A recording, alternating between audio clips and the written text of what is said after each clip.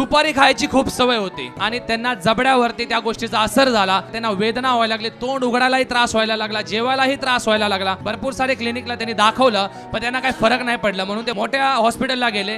तिथे ते म्हणले कदाचित कॅन्सरची गाठ असू शकते, पण ते कॅन्सरची गाठ नाही निघाली. मग डॉक्टरांनी काही चाचण्या केल्या, तपासण्या केल्या, रिपोर्ट काढल्यानंतर कळालं की त्यांना कानामागे एक गाठ आहे, थायरॉइडची एक गाठ आहे आणि जबड्याचंही त्यांचं ऑपरेशन करावं लागेल. आणि डॉक्टर तरी पण म्हणले की आम्ही ऑपरेशन करून देखील सुद्धा आम्ही गॅरंटी घेऊ शकत नाही. मग ह्यांनी प्रार्थना करायला सुरुवात केली. शनिवारी आले, जसं जसं ते वचन ऐकायला लागले त्यांच्यात विश्वास निर्माण झाला की मला जीवन भेटू शकतं. आणि जी शेवटची जी प्रार्थना आहे त्या प्रार्थनेमध्ये ही बहीण सहमत झाली आणि ह्यांना पण ह्यांनी सांगितलं की तुम्ही पण सहमत व्हा, तुम्हाला प्रभू येशू नक्कीच जीवन देईल. आणि बरोबर प्रभू येशू मसीहनं चमत्कार केला. जे डॉक्टरना सांगितलं होतं की नो गॅरंटी आहे, तिथं प्रभू येशूनी ती ऑपरेशन सक्सेसफुल केलं. डॉक्टर म्हणाले की त्यांना तोंड उघडता येणार नाही, पण 1 महिन्याच्या आत त्यांना तोंड पण उघडायला यायला लागलं, जेवायला पण यायला लागलं आणि आज त्यांना जीवन भेटले. ते आज केवळ जिवंत आहे तर प्रभू येशू मसीह मुळेच जिवंत आहे. आणि हे जे ताई आहेत त्यांचं कोलेस्ट्रॉल एवढं वाढलेलं होतं की डॉक्टरांनी ह्यांना पण सांगितलं होतं की तुम्हाला कधीही अटॅक येऊ शकतो आणि तुम्हाला कधीही तुमचा जीव जाऊ शकतो. आणि त्यांना त्यांचं जे रक्त पातळ होण्यासाठी डॉक्टरांनी काही गोळ्या दिल्या, पण ते त्यांचं काही फरक पडत नव्हता. ह्यांनी पण प्रार्थना सुरुवात केली आणि शनिवारी यायला लागल्या, प्रार्थना केली आणि प्रभू येशूने त्यांच्या जीवनात पण चमत्कार केला. आणि जे त्यांचं रक्त आहे ते पातळ व्हायला लागलं आणि प्रभूने त्यांना बरं केलं. जे त्यांच्या रक्त पातळ होण्यासाठी ज्या गोळ्या होत्या ते काल जे आहे त्यांच्या बंद झाल्या. रिपोर्ट सगळे त्यांचे नॉर्मल आले. डॉक्टर म्हणाले, डॉक्टर आश्चर्यचकित झाले की हे चमत्कार कसं काय होऊ शकतो, पण प्रभू येशूने चमत्कार केलेला आहे. असं डॉक्टर म्हटले तुला? हो, आजच मी गेले होते डॉक्टरांकडे तर ते म्हटले तू एवढ्या लवकर कशी काय आलीस. तर मी त्यांना दाखवलं, नॉर्मल पेक्षाही खूप कमी माझं कोलेस्ट्रॉल झाले आणि धोक्यापासून टळली मी. जानेवारीच्या शेवटच्या आठवड्यामध्ये पास्टर अचानक खूप उलट्या करू लागला, खूप जुलाब करू लागला. त्याला हॉस्पिटलमध्ये घेऊन वगैरे गेले. त्याची सिच्युएशन एवढी खराब झाली होती पास्टर, एक पॅरालिटिक माणूस जसा असतो ना तशी सिच्युएशन त्याची झाली होती. पाय असा फरफटत तो ओढत चालत होता पास्टर. आणि ज्यावेळेस मग डॉक्टरांनी ताबडतोब सांगितलं की त्याची सिच्युएशन खूप खराब झालेली आहे, त्याचे ताबडतोब MRI आणि CT स्कॅन करण्यात आले.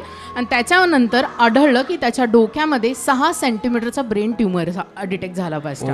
आणि मग त्याच्यानंतर डॉक्टरांनी सांगितलं की सिच्युएशन खूप हाताबाहेर निघून गेलेली आहे, ह्याचं वाचणं मुश्किल आहे. लिटरली डॉक्टरांनी हे सांगितलं होतं.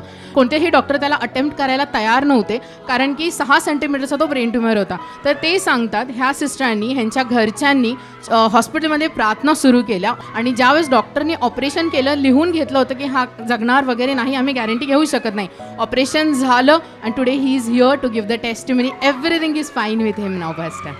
Everything is fine. How do you feel now? Good. You feel good? Confident? Amen. Hallelujah. Lord, I thank you and praise you for the successful operation. Thank you. Bless him, strengthen him, Lord. Yes. He will continue his studies, finish his education, and stand on his own feet, oh Father. His life will be made. Amen. In Jesus' name I pray. God bless you, beta. पिछले 34 सालों से उन्होंने अपना सारा जीवन डर में व्यतीत KIA है, बचपन से लेकर 34 सालों तक। वो कहते हैं उन्हें हर बात से, हर चीज़ से डर लगा करता था। अंधेरे से डरा करते थे, कुछ खाने पीने से डरा करते थे। अगर उन्हें छोटी चोट भी लग जाती तो उन्हें ऐसा महसूस होता था जैसे उन्हें किसी सांप ने काट लिया है। उन्हें हमेशा ऐसा लगता था कहीं मैं मर ना जाऊँ। ऐसे हर प्रकार के नकारात्मक विचारों से उनका मन घिरा रहता था, लेकिन उन्होंने कभी अपने परिवार में ये बात नहीं बताई। लेकिन 2 साल पहले उनके किसी रिश्तेदार ने उन्हें प्रभु यीशु के बारे में बताया, लेकिन नकारात्मक विचारों के कारण उन्होंने इस बात पर ज़्यादा ध्यान नहीं दिया। लेकिन होते होते उन्हें ऐसा महसूस होने लगा कि प्रभु यीशु उनके मन से बात कर रहे हैं। और साथ ही साथ उन्होंने हमारे चर्च के बारे में यूट्यूब पे ऑनलाइन वचन सुनना शुरू किया, और वचन के द्वारा प्रभु यीशु ने उनसे बात की और बताया कि प्रभु ने तुम्हें भय का आत्मा नहीं बल्कि संयम का आत्मा दिया है। उसी वचन से उनका जीवन बदल चुका है, और पिछले 4 हफ्तों से हमारे चर्च में आ रहे हैं, प्रभु यीशु का वचन सुन रहे हैं और आपके साथ प्रार्थना में सहमत हो रहे हैं। और आज पिछले 34 सालों की हर डर की बीमारी, हर तरह का नकारात्मक विचार उनके जीवन से निकल चुका है, और शांति, आनंद और आजादी का जीवन प्रभु यीशु ने उन्हें दिया है। Every spirit of fear, I command you in the name of Jesus, leave, never come into her in the name of Jesus. ते सांगतात की गेल्या वर्षी सप्टेंबरमध्ये त्यांच्या पोटामध्ये खूप दुखत होतं आणि ते त्रास त्यांना असह्य झाले. ते गोळ्या घेत होत्या पण त्यांनी काही फरक पडत नव्हता. हॉस्पिटलमध्ये गेल्यावर त्यांना डॉक्टरांनी सोनोग्राफी करायला सांगितली. सोनोग्राफी केल्यावर त्यांना कळालं की त्यांच्या दोन्ही किडण्यांमध्ये खडे झालेले आहेत. तेच नाही तर त्यांचे जे अपेंडिक्स आहे त्याला देखील सूज आलेली आहे. तर डॉक्टरांनी सांगितलं तुम्हाला लवकरात लवकर ऑपरेशनच करावं लागेल, दुसरा पर्याय नाहीये.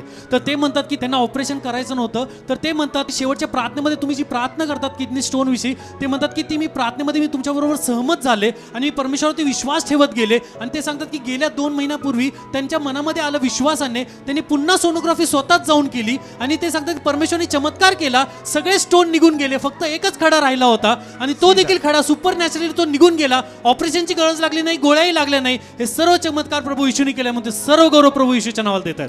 आता एकदम बरं वाटतं. आमेन. बरं वाटतं. अपेंडिक्स पण माझं तर म्हणजे काहीच नाही. Hallelujah. Thank you for Amen. healing her, O Master. Let it never again re-emerge in Jesus' name. October 2024 त्या प्रेग्नेंट होत्या. 1.5 महिन्यामध्ये त्यांना स्पॉटिंग झाली. स्पॉटिंग झाल्यानंतर ते डॉक्टरांकडे गेले. डॉक्टर म्हणले दिस इज नॉर्मल, हे होतं म्हणून. मग 3ऱ्या महिन्यामध्ये त्यांना थोडंसं ब्लिडिंग जास्त झालं. मग घरच्यांना काळजी वाटली कारण पहिलीच प्रेग्नन्सी होती, घरामधली मोठी लेक आहे ती. तर मग ते डॉक्टरांकडे गेले. डॉक्टर म्हणाले की दिस इज व्हेरी नॉर्मल. पण घरच्यांना ते नॉर्मल वाटत नव्हतं. त्यांनी दुसऱ्या डॉक्टरचं ओपिनियन घेतलं. दुसऱ्या डॉक्टरांनी सांगितलं की बाळ 1 महिन्यापूर्वीच गेलेलं आहे आणि बॉडीमध्ये त्यांच्या पूर्ण इन्फेक्शन पसरलेलं आहे पास्टर. आणि सिच्युएशन तिची एवढी क्रिटिकल झाली, तिला भयंकर वेदना होत होत्या आणि डॉक्टरांनी सांगितलं तिचं ताबडतोब ऑपरेशन करावं लागेल. त्यांनी अजून एका 3rd डॉक्टरचं ओपिनियन घेतलं. They also sed the same thing. आणि त्याच्यानंतर पास्टर जेव्हा त्यांना तिथं घेऊन घेण्यात आले, डॉक्टरांनी क्लिअरली सांगितलं की ऑपरेशन वगैरे सगळं आम्ही व्यवस्थित करू पण ती परत कन्सिव्ह करू शकणार नाही, at least for next 2 to 3 years नाही होणार आहे म्हणून.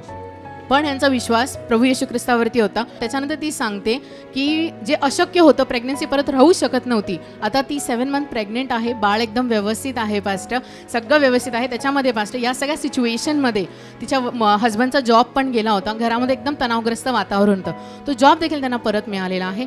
जे काही पैसे ऑपरेशन जे होते ते चमत्कारिकरित्या प्रभूने त्यांना पुरवलेले आहेत. सर्व गौरव प्रभूला देतात ते. Don't cry, beta. God loves you. Huh? He has seen your heart. Now have faith. Don't lose hope. You have to complete 9 months. Okay? Bless Get the baby and come. Bless the mother. Bless the child in the womb. Yes. Let her have a normal delivery, your Father. Yes, And let her bring the child to testify. Yes. As that man lifted up the mat, Amen. she's going to lift up the child Yes. and declare your glory. Amen. In Amen. Jesus' name I pray. Amen. God bless you. August 2024 ह्या ताईंचं बाळ पोटात 9 महिन्याचं झालं आणि ह्यांची sugar वाढल्यामुळे ते बाळ पोटातच वारलं. डॉक्टरांनी सांगितलं की 2 ते 3 वर्ष बाळ होणं अवघड आहे, पण त्यांनी हिंमत हारली नाही. चर्चला येणं चालू ठेवलं, प्रभू येशूवर विश्वास ठेवणं चालू ठेवलं. तुमच्याकडे आले, प्रार्थना करून घेतली आणि शनिवारी जे शेवटची आपली प्रार्थना असते त्यात तुमच्यासोबत सहमत झाले आणि प्रभूने त्यांना बाळाचा आशीर्वाद दिला आणि हे बाळ आता सध्या आपण बघू शकतो. हे प्रभू येशूने त्यांना दिलेलं आहे. Hallelujah. Lord, I thank you, Father, Amen. for Amen. blessing them, oh Master, with this child. It's a miracle baby. Miracle child, oh Father. Hallelujah. Thank you. Thank you. God bless you. बहन का नाम पूजा है हाँ। और ये उनकी बेटी grace Yes. है. वो कहते हैं कि 6 अगस्त के दिन उनके हाथों में इन्फेक्शन हो चुका था. नेल खाने की आदत थी बच्ची को, तो डॉक्टर ने कहा ये पूरी उंगली में पू भर चुका है, जिसकी वजह से हर दिन उन्हें अस्पताल जाना पड़ता था और वो पू निकालना पड़ता था. वो गलने लग गया था. लेकिन वो कहते हैं कि उन्होंने प्रभु यीशु से प्रार्थना की और जिस दिन उसका नेल निकालने के लिए कहा था उसके 1 दिन पहले ही प्रभु यीशु ने पूरी तरह से उसकी उंगली को ठीक किया है. किसने ठीक किया किसने तुझे? ठीक किया? अभी खाएंगे. जीसस ने किया. अभी खाएंगे. अभी खाएंगे ऐसा. चॉकलेट खाएंगे? नहीं क्या खाएंगे. उंगली खाएंगे? नहीं खाएंगे. What a sweetheart.